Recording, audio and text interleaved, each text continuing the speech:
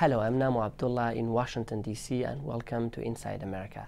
Earlier in June, U.S. Secretary of State John Kerry was holding marathon talks for days with Israelis and Palestinian leaders in the Middle East. One of his meetings was a 6-hour session with Israel's Prime Minister Benjamin Netanyahu that ended at 3:30 a.m.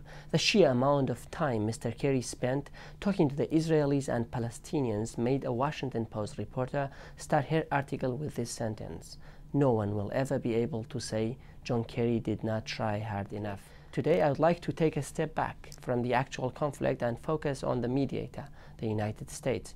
You know, the United States is the superpower which sees itself as a moral power, as a force for good, and has indeed intervened to stop the escalation of massacres and genocides in Kosovo, Iraq, and other parts of the world. But has the United States been an honest broker in the Israel-Palestine conflict? Well, to discuss this topic, I'm joined by two very distinguished experts on the subject. They are namely Ziad Asali, the founder and president of American Task Force on Palestine. It's a non-governmental organization founded in 2003 to advocate that solving Israel-Palestine conflict is in the U.S. interest. David Makovsky is the director of Washington Institute's project on the Middle East. He's the second guest talking about the issue. He was previously a reporter covering the Middle East for Israeli publications. His Wikipedia page says that Mr. Makovsky made history in March 1995 when he was given unprecedented permission with the help of U.S. officials to file reports from Jeddah for an Israeli publication. It's very good to have both of you here in Rudao studio. Mr. Asali, I would like to start off with you. The question is, do you think the United States is an honest broker? And do you think it has helped produce what Mr. Khalidi calls an unjust status quo? The United States hasn't exactly misrepresented its position for several administrations now. The United States has proclaimed and acted as a strategic partner of Israel. It never said otherwise. The issue about the United States is that it is the indispensable partner. The Palestinians, the Arabs, and the Muslims know full well that Israel is a strategic partner of the United States and it enjoys its full support. And despite that, the United States is always called upon to still be the partner. There is no real misrepresentation. I think what people do not really like is the fact that the United States is a strategic partner for Israel.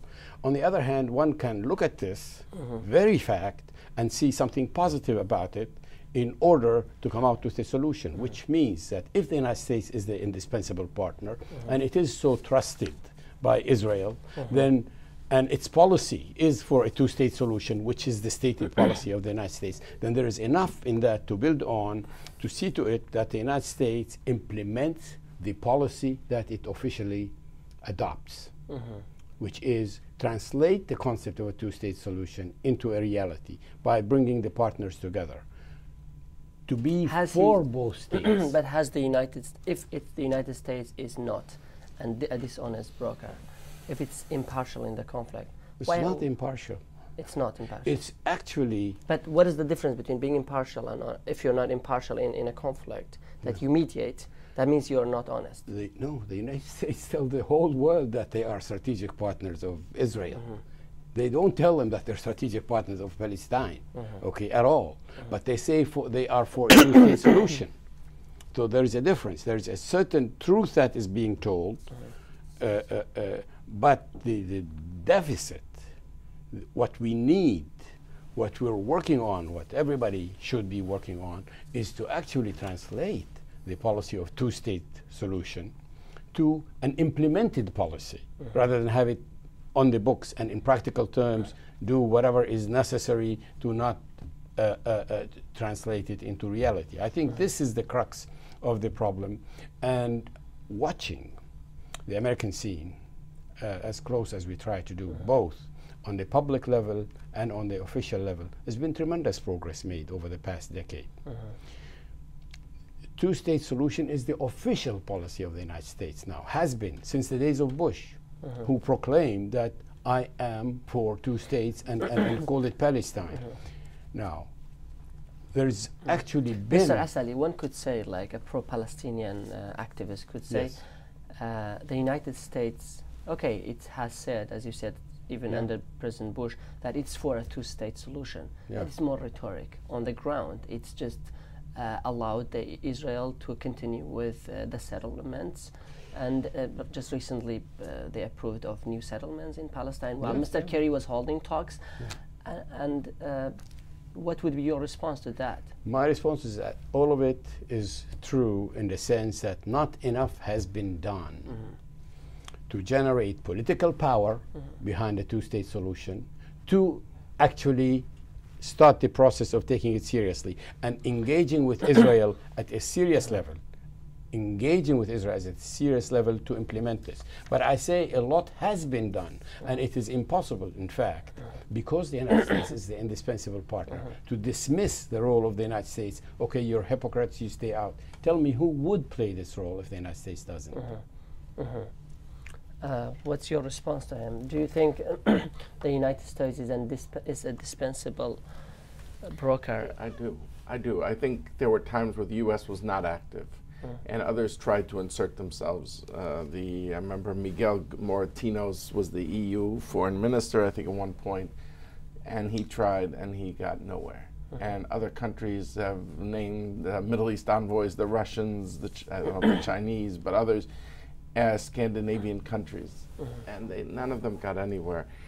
Look, I would add a couple points. I mean, I agree with everything that Ziad said, but I think I would add a few things. One is, the U.S. and Israel have had tension over the settlements issue.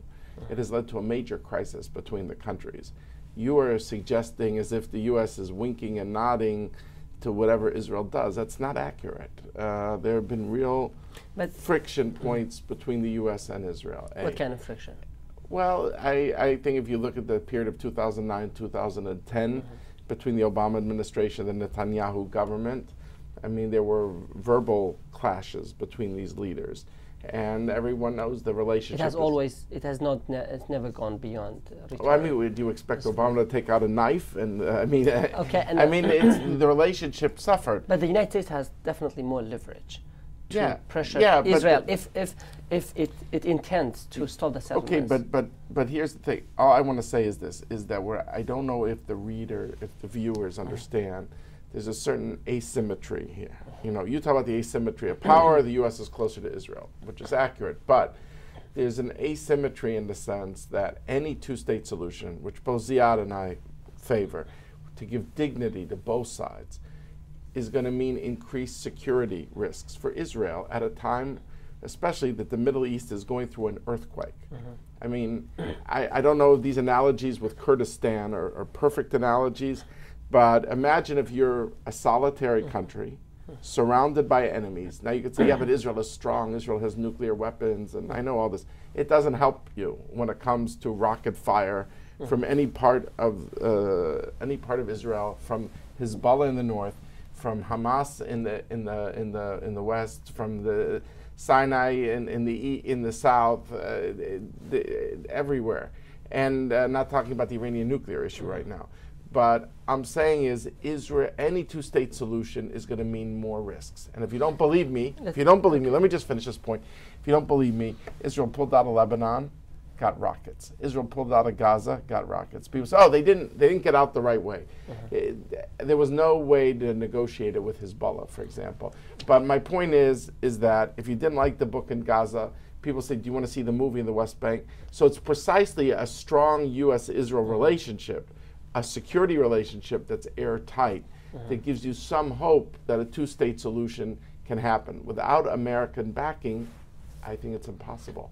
I agree, like rockets have definitely posed threats to Israel, and Israel does have the right to defend its people and its land from any foreign power. And that's like every state's right. But the question is for you, Mr. Asadi, does the United States pose a bigger threat to Palestine or Palestinians? And Hamas pose a bigger threat to Israel? Okay. Can I stick to the larger issue for just 1 second to finish it up, the role of the United States? But if you answer this question, I will, absolutely. the United States, I repeat, is the indispensable partner. The real discrepancy of power is between the Israelis and the Palestinians. That is the scandalous imbalance of power between people who have just about everything, a state and very powerful states, very influential and major strategic allies sitting, in the people of the United States as well as in the government, and the Palestinians are pretty much, stateless people who have no means of power other than, scattered terrorist attacks, and they have no real patrons internationally. So this is what needs to be redressed in order to get into a meaningful two-state solution. We need to understand this imbalance of power. So the policy of two states is adopted officially by everyone. It's so convenient by now. The US, Israel, and the Palestinians, they say for a two-state solution. But the implementation is lacking because the politics inside the United States, the politics in Israel, the politics in Palestine are not conducive to coming up with an agreement now, regardless of the present political efforts to come to a strategic solution. Now, is the United States the enemy of the Palestinians? Of course not. The United States official policy is seriously a two-state solution. It's so convenient for the United States. When an American pretends like he is a Canadian walking the streets of Sri Lanka, it is more than anything else because of the implications of the Palestinian issue globally and the animosity that's generated to the United States. So the United States has no interest in having a fight with the Palestinians. You asked about Hamas too. I asked whether the threat that Israel poses is greater than the threat that Palestinians pose to Israel. The Palestinian threat to Israel is nothing. The Palestinian military threat to Israel is a joke. All the Arab armies around Israel are not a serious threat to Israel militarily. So there is no serious threat. So you mentioned the asymmetry of power. Yes. There is a great asymmetry of power between Israel and Palestinians. Yes. Doesn't that beg for the United States to play a similar role in the conflict? Yes. Instead of, for example, asking President Abbas to compromise as much as Benjamin Netanyahu has compromised. That's good. Israel should compromise more in this case. That's the point. Don't you agree with me? Let's talk about the word politics as separate from policy. The politics of the United States is determined by elections and representations and engagement, etc., etc. The politics of the United States generates this position of strategic partnership with the United States. When the President Obama, this president, tried to confront Netanyahu, he lost. He was embarrassed. He was given a lecture at the White House, which is unprecedented. This is a political fact. We must understand it. So it's not simply let's have the president say or do something. We have to change the politics. Let me move to David. David, he believes that basically domestic politics dictate the way a U.S. president acts in the Israel-Palestine conflict. No, I wouldn't. You said in the it doesn't dictate. This is one of the major variables. There are national security interests and other issues that are part of the domestic. Domestic politics is part of the problem that we do not move quickly by just the president deciding to doing something.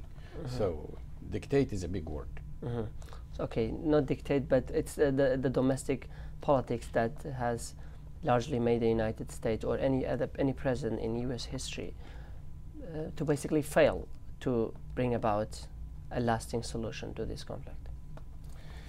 Look, I disagree on a certain level here because the American people have a sense, I think, of certain decency and as they see, certain fairness in the sense that in their mind, they see one side, the Israeli side, keep begging Abbas, talk anywhere. You want to talk on the moon, you want to talk in Ramallah. You want to talk in Jerusalem, you want to talk in Washington. You want to talk in Europe, you want to talk in China.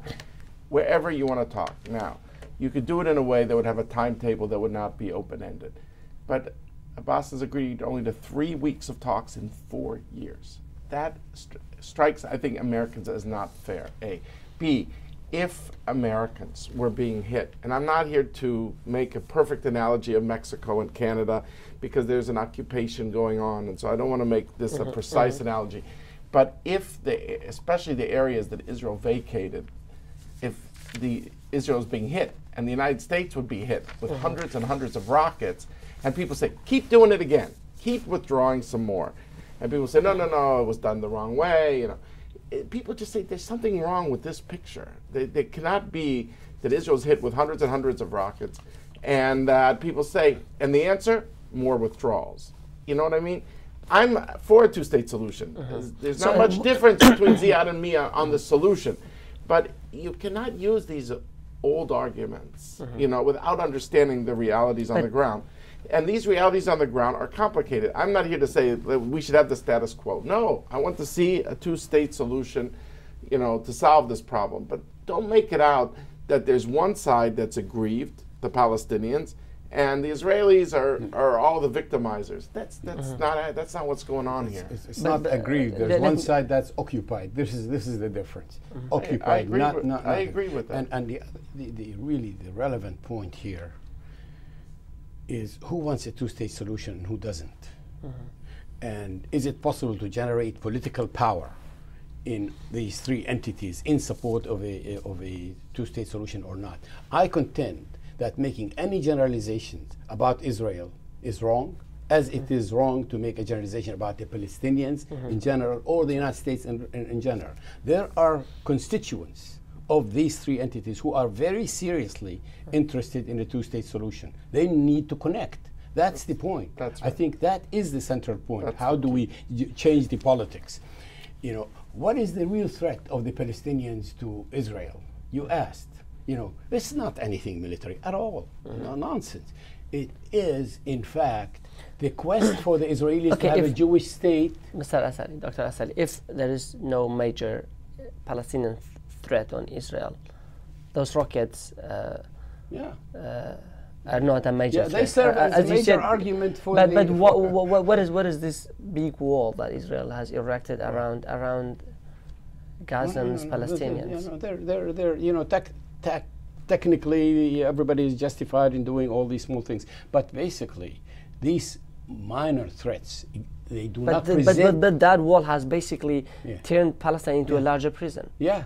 And it turned Israel also into a certain prison for itself. You know, this is the entire point, is that there is an argument, a security argument for everything. And I would argue again that these terrorist attacks, and I would call them terrorist attacks, actually serve the political purpose of the forces in Israel who maintain the status quo, i.e. the occupation, and prevent the formation of a Palestinian state. They're a very useful argument to use. Let me just ask one more question before going for a break. Let me come back to you, Dr. Makovsky. Do you think Mr. Obama has been any different from his predecessors, including the Republicans and even Bill Clinton? There's no question. I mean, he has shown much more sympathy with the Palestinian cause. He's been willing to get into fights with the Israelis over the settlements issue. He's put forward a map on final status, you know, what we call on the territorial contours, the principles, not the actual map, about the principles that should guide it in a way that is much different than his predecessors. I don't say it as a criticism of him, but you cannot make it sound like some Arabs do, that they're all the same. That's not fair. If I could just say one word to my friend Ziad. Look, you could say that the rockets are a nuisance more than they are a threat.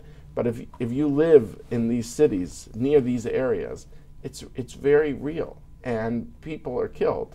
And that is not just, you know, throwing rocks. I mean, this is something very serious. And the fear is that even if you could agree with Abbas on certain things, you know, you have Gaza, they don't agree to Israel the size of a telephone booth on a Tel Aviv beach, let alone the pre-1967 lines. And yet they took over Gaza. And the fear of Israel is that, I mean, the hope would be you get a two-state solution, the moderates get a boost in the West Bank, and it's very different than Gaza. But the fear is that Hamas has some real support. They will outmaneuver Abbas, Hamas will outmaneuver Abbas, And now you have two rejectionist entities pinched on a border.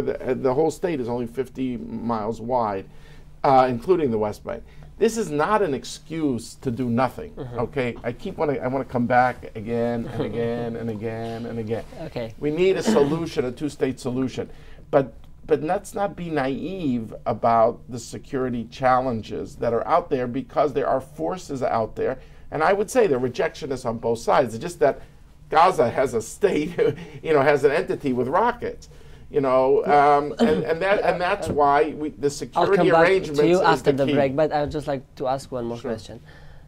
What do you blame Israel for? Do you blame it for the settlement? I do. I think it's needless, and even though you could argue that 80% of the settlers live in 5% of the land near the old boundaries, and there will be what we call a land exchange, where Israel will keep that 5% of the West Bank and give up 5% somewhere else. Even if you argue that point, that's where it's going to go, in the eyes of the media and the psychology of the Palestinian people, they don't walk around with these maps. They don't know this. They don't know this statistic, for example. And it creates a psychological fact, whether it's real or not. And that is not good. So even though you could say, look, most of the settlers, it's not like there's settlements everywhere. The Palestinians like to say settlements are everywhere.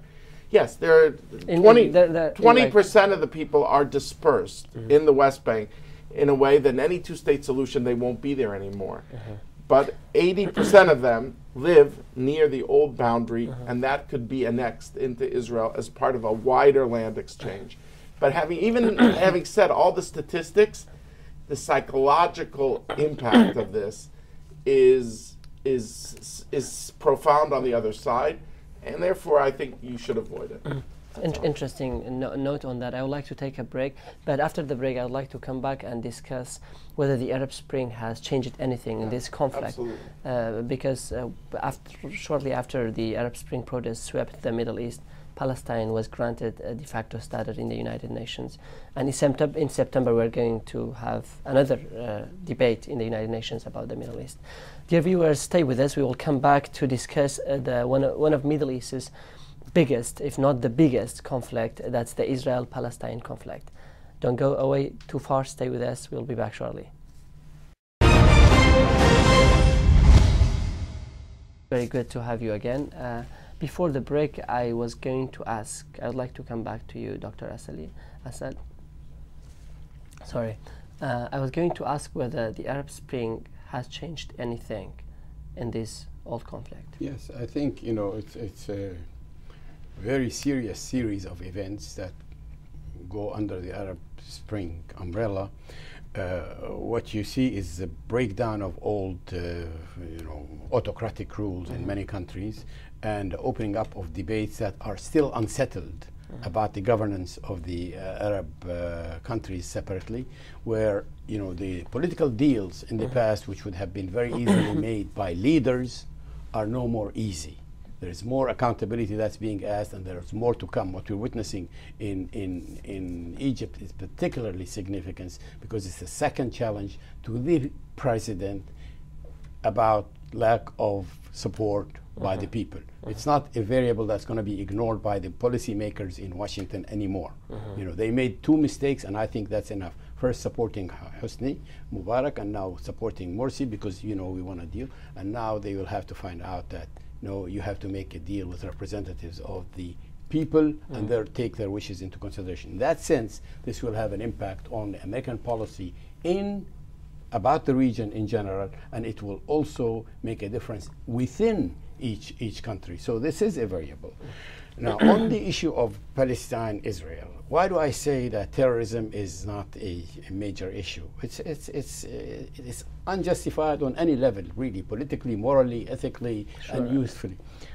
The real issue that Israel will face is from the Palestinians is the presence of the Palestinians on the land, demographics. And there is no solution for that other than a two-state solution. That's why I say there is a constituency in Israel, inside Israel, for its own interest, for its own perception of the national interest of Israel, to create a Palestinian state so that I'd like to stay with the Arab Spring again and move to to you, Dr. Makovsky. Do you think the United States is under more pressure after the Arab Spring to solve the Israel-Palestine conflict? No. I think if John Kerry's pursuing this, it's not because he thinks it's transformative. I think he believes what would be the consequences if here too this issue led to violence would have some sort of an explosive resonance. But I don't think the pressure is coming from the Arab side. I think the Arabs are so involved with their own problems. I was talking to a senior Arab official visiting Washington, and they have so many of their own problems now, they can't even think about this issue. The issue has a special place in people's hearts. I'm not denying that. But this issue, people used to say, remember the old days, the old argument, by different thinkers on the Arab side, I don't want to say names, but would say, this is the only issue, this is the key, this is the linkage, everything, you solve this problem, you solve all the problems of the Middle East. Nobody believes that. If you go to Tahrir Square, if you go to any of these places, they are involved with domestic problems, not this issue. Now, I don't think this is a reason not to do it, but I think what you're touching on is what I think is a little bit... You mentioned Tahrir Square, but the Egyptian constituency is more pro-Palestinian. No, I keep saying that, but the question is, where do you prioritize your energies on at this time? And I think the Egyptians are turning inward to their own problems. I think the Iraqis, Kurds, others, that is their own problems right now. Now, I don't say this is a way to escape from this issue, because I keep wanting to see that we resolve this issue. Both Ziad and I want the two states. But what you're touching on, in my view, is a philosophical disconnect almost between how Israelis see it and how people see it outside Israel in many respects. The Israelis think this is a hurricane, what is going through now. And in a hurricane, you hunker down sometimes in the basement until the hurricane passes. Because in their mind, they go, let me get this straight. Israel's supposed to withdraw. What's going to be on the borders? Do we know if Abbas will be around? Do we know if the Jordanians will be around? Do we know, look at the Golan Heights, people thought Assad was going to be around. Now Assad is in a bloody civil war, killing 80,000 of his own people. The Sinai Desert used to be patrolled well by Hosni Mubarak. Now the Sinai is a no man's land. It's the Waziristan. So what is the Arab Spring? What is the role of the Arab Spring? No. So in this view, what the Arab Spring has done is been in the domestic Israel context, is to lead people like Netanyahu and others to say, this is the worst time to talk about peace because everything is unstable in the Middle East. What security arrangements can you make in sand, essentially? That has been kind of his approach. Israel is an island of stability, and all around Israel is destruction and instability and chaos. So his view is this is the worst time. The other view would be to say what Ziad said, which is to say, no, you got to make peace between peoples, and if you don't, the net effect of that is that it will lead to greater radicalism, because it will feed somehow, will be used by the rejectionists in the Arab new domestic democratic politics. But so I'm saying that's a philosophical disconnect that Kerry is trying to address. But the only way it'll be addressed, in my view, is through ironclad security arrangements. But I think your question brings out this philosophical divide that your viewers should know about. Dr. Asali, do you agree with him that if there is any change really in the Israel-Palestine conflict, it's not because the Arab public is awakened into a new world where they have more power and they can pressure the United States through their constituencies to solve the Arab-Israel conflict? I think presenting these two ideas as either or is just simply not true. Israel cannot be immune to the changes in the neighborhood. It's much more than a hurricane. A hurricane passes and goes by without much damage, except for minor damage usually, and then reality goes back the same. What's happening in the Arab world is life-altering of the politics of the many states, and it will happen over a period of time. There's an element of instability that will keep changing, and what it will leave at the end is not going to be anything like the structure, the political structure that existed 3-4 years ago. So this is very important. On the Palestinian issue and its connection with this, There is no way that the Palestinian-Israel issue can disappear from the consciousness of the people of the region. It's just something that is so connected with the way that they were raised on and what they care and they don't care about. It's beyond the Palestinians themselves. I don't see too many people who are supportive of the Palestinians politically or the Palestinian polity, but I see a great deal of sympathy in the Arab and Islamic world for sure for the Palestine issue. Okay, and I'll just a word just to say about Ziad. I never said it would be erased from the consciousness of the Arab people. I'm just saying about where is their priority day to day right now. And I don't say there's an excuse why not to do something. I'm just saying that that is not what it's, in my view, respectfully, that's not what it's about. It's about the security vacuum that we're seeing in the region of the old order, which has crumbled. And people say, take a leap of faith. It's going to be okay. It'll work out. And that's what's hard amid the instability. Now, your question about the UN. Look, I don't think Abbas tried 2 years ago to go to the Security Council. He couldn't get 9 votes even in the Security Council. So he went to the field that I thought he would do already in 2011 that is more comfortable for him, the General Assembly, and that's what he did last November. And he got this NMS, the non-member state status there. Now, it could be that he will keep saying, okay, maybe we join the International Property Organization or the World Health Organization or something like that. Now, that has implications for American law, too. But my point is that, you know, I don't think there'll be something transformative.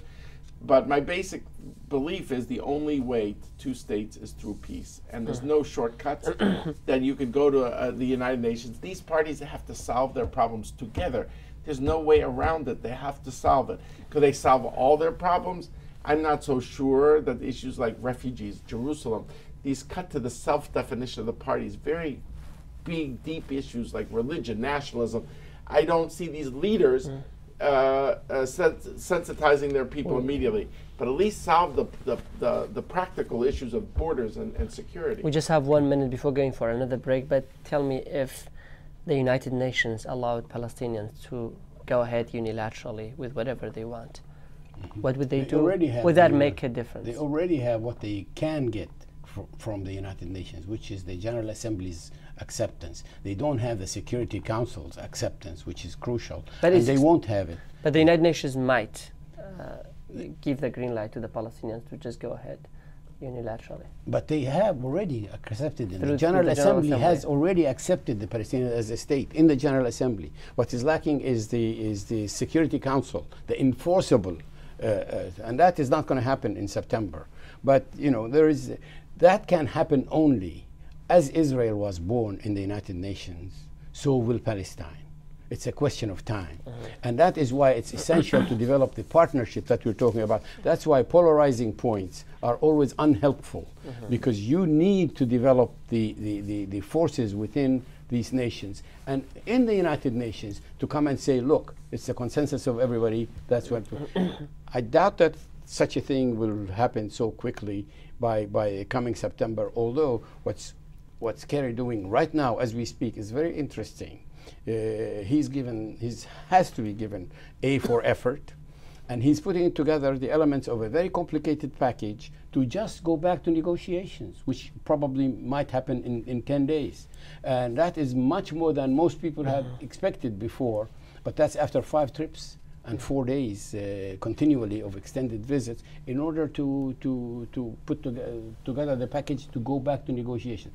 Final status negotiations, that'll take a much longer time, and a partnership, which hasn't quite yet happened. If Abbas says no to Kerry, in my view, the United States has other crisis points. Already people are saying, why are you spending all your time here? What about all these other problems that the United States has? Why devote it just to this issue? Now, I personally am happy he's devoting it to this issue, and that they try to bring 2 states with dignity for both sides. But I promise you, we could be in this show in 10 years. If Abbas doesn't sit with Israel, there's not going to be a 2-state solution. Well, why is there so much disappointment? Why doesn't he want to sit with the Palestinians? Is it because Why doesn't Abbas want to sit with Palestinians? Yeah, but with, sorry, with the Israelis. Why is he so much Well, he's convinced disappointed? himself that that talks with Netanyahu will not be successful, and it'll only hurt his domestic political standing. My view is call the bluff. Okay, you think for sure? Say, look, I'm willing to sit for a year until the white smoke comes out. I'm not leaving this room for 1 year. If in 1 year it fails, then I'm going to the UN.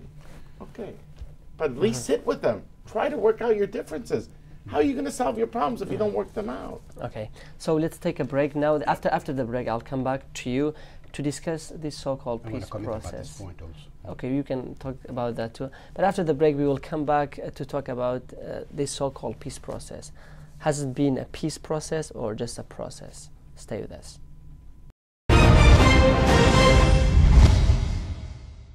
I would like to go to a writer. His name is William Quandt. Yeah, Quandt, sorry. My pronunciation is not exactly right. He says much of the U.S. constitutional theory focuses on how issues should be resolved, the process, rather than on substance, what should be done. The United States has provided both a sense of direction and mechanism. That at its best is what the peace process has been about. At worst, it has been little more than a slogan used to mask the marking of time. What would you make of that? Essentially, it is a description of what has so far happened, which is a commitment to a process without a clear political commitment to the goal. The political commitment to the goal would reflect the political powers within the United States, in Palestine, in Israel. We haven't reached a point where there is enough political will in these three crucial places to actually move the process forward. When you see that happening, you know that what will follow is going to be very, very quick. One comment about Kerry's involvement: it should be a point of serious consideration for everybody in the world that the top diplomat in the whole world is spending his time, 5 trips, and the last trip 4 extended days while Syria is burning, Egypt is on the verge of collapse and civil war, and this man is spending his time on this one issue. What is important about the timing now? Why is he devoting so much time and energy? He sees how central and significant it is in the management of the whole region. What he wants is to manage the whole region. He thinks it is very important to put in the effort on this issue because of its significance to the rest of the puzzle. It's not going to solve the problems in Egypt and Syria or any such thing, or anywhere else, but it's going to be enabling others to manage those problems without this burden of the gorilla in the middle of the room that's called Palestine, Israel, which will take time to resolve, but none of the other problems is capable of being solved as long as this thing is hanging and tugging at everybody's heart in the region. So this is why it is important. It's just a small place like the Rhode Island with 5-6 million Palestinians and 6-7 million Israelis. Why is it so significant? Because it has the conflict is the crucible of all conflicts in the world. Religion, race, white, black, brown, haves and have-nots, capitalists and non-capitalists, educated, non-educated, all in the same place with the whole symbolism wrapped up in it. So that's why he needs to deal with it. At the time where religion is on the rise. It's not going to be easy to resolve, but I think we can report just for your program is that it is quite likely that in a short period of time, perhaps as short as 10 days, that negotiations might very well resume under the the insistence, the incredible insistence of Kerry. Negotiations don't mean resolving the issue, though. I'd like now to go back to Rashid Khalidi. He in his New York Times article, he says, President Obama can begin to chart a new course based on recognition that the United States must forthrightly oppose the occupation and the settlements and support an inalienable Palestinian right for freedom, equality, and statehood. There is no middle way. Do you think that an outright opposition to the settlements is a precondition for peace in the Middle East? What do you see? You've been to Palestine, right? He gave that speech in Cairo, basically in 2009, what Rashid says, questioned the legitimacy of settlements and all that. how did it solve the problem? Nothing. And to me, I don't like the settlements either. But you know, with respect to Rashid, I disagree with his whole book, his whole approach. There's no one who's spent more effort than the United States. He doesn't do a serious analysis on why the Clinton efforts failed, in my view. He puts all the blame on the United States. He doesn't see all the efforts the U.S. is making, you know, lately.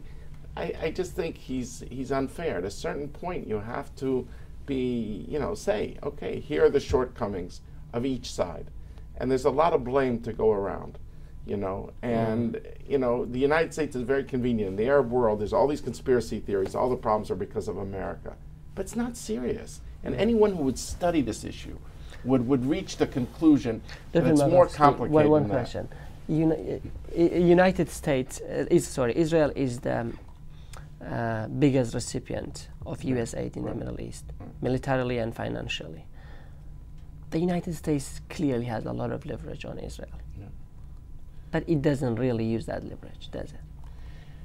Look, I would say this. If you feel the issue is life or death, in my view, okay, and that's how Israeli looks at the security dimensions of this conflict, whether from everyone sees it, but anyone who studies it will see that you're going to fight over those issues if you feel it's life and death. I'm not saying on the settlements issue, which I just said again and again that I think Israel was mistaken, but I'm saying in terms of this, if the U.S. would somehow withhold aid, twist Israel's arm, kick Israel, push Israel, do all the things the Arabs want, in my view, nothing would change. Because if you feel that you're fighting for your home and the people in Hamas don't respect you and are firing rockets at you, and people say, now triple that. Let's keep doing that. In my view, it won't work. We all want a two-state solution. We want Abbas to succeed. But the dynamics have been tricky. And frankly, Abbas, if you know him, you know, as people have sat with him, you realize this guy does not like to take risks himself. One of the central implications of a two-state solution is that people do not have to choose between Israel and Palestine. So if you're automatically for Israel, you become against Palestine. This is the United States, if push comes to shove, will never be against Israel as a state. But can Palestinians and Israelis... But it can be. But you are, one question, you are for a two-state solution rather than a one-state solution. Yes. And that basically implies that Israelis and Palestinians cannot live in one state together. I think like quarreling children at your home, when kids are fighting, send them to their rooms. Never is a long time. In the future, the whole Middle East is going to be open like Europe is. You know, the people of the Middle East did not fight with each other as much as the Europeans did over the centuries. It is possible in time that for people to, but everybody has to have a little home or a room of their own. Don't you think you're really undermining the conflict by comparing it to a household conflict, like children in different rooms? No, like I'm describing you know, a conflict that is the psychology, the basic psychology of the. Right now, the Palestinians and the Israelis just hate each other and will not live with each other.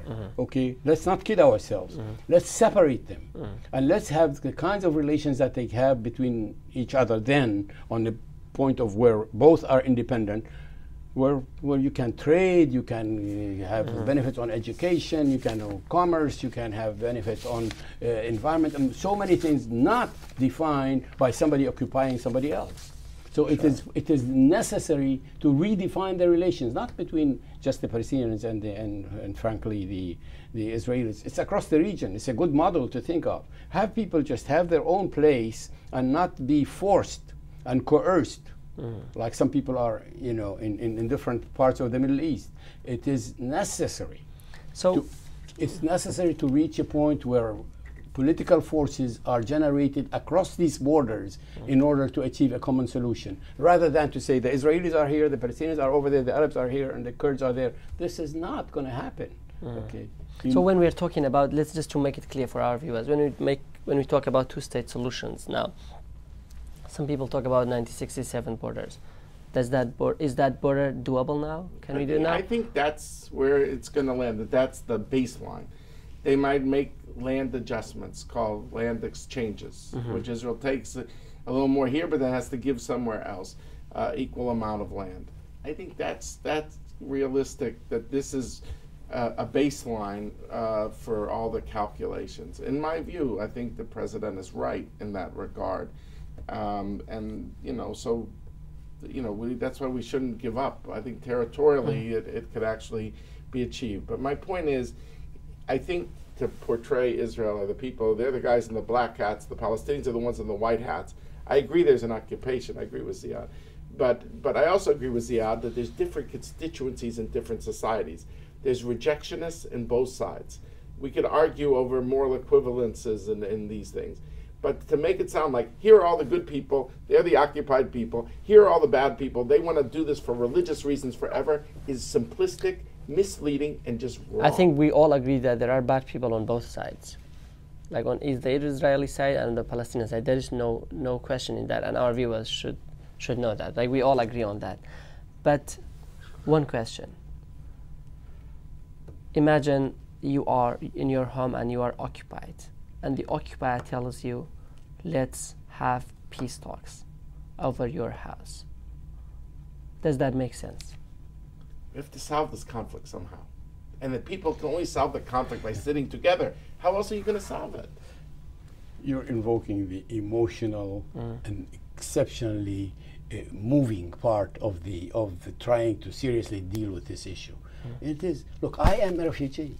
I am a refugee from our home in Jerusalem to another rented home in Jerusalem. That's how I grew up. So I know what it means in personal terms. How do we move this tragedy of occupation that followed the Nakba and the refugee issue into a manageable issue? Can we keep harping on what happened in the disasters, and how do we do it morally? Frankly, the moral question has been used as a motivator for further killing. The moral question should now be used for a motivator for resolving the issue. Very good point, but I would like to have your last words as well, and then we will end our discussion today on the Israel-Palestine conflict. Please go ahead, Mr. Look, we need a solution that gives dignity for both sides. That's only through a two-state solution, and that's only going to be when the two parties sit together, not for 3 weeks and 4 years, and not by going to the United Nations. Sit together, solve your problems. The difference is if you talk to the leaders privately, they know where the compromises are.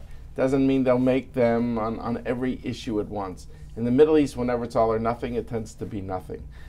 But I'd say at least let's get borders, let's get security, and then if we could start a two-state solution, and then we could work on maybe a couple of these other issues that are harder. But if we say no, unless we solve everything, we keep everything in misery. That's a recipe for disaster. So let's find a solution that gives dignity to both. I think it's possible, and we shouldn't give up. David Makovsky, Washington Institute's Project Director for the Middle East Peace Process, thank you so much for talking to Rudao. Ziad Asali, the President of American Task Force on Palestine, thank you so much for talking to us as well. I really appreciate your informed comments. Dear viewers, thank you so much for staying with us and listening to our conversation on radio, on Rudao Radio, and watching our conversation on Rudao TV as well. Until next time, be well.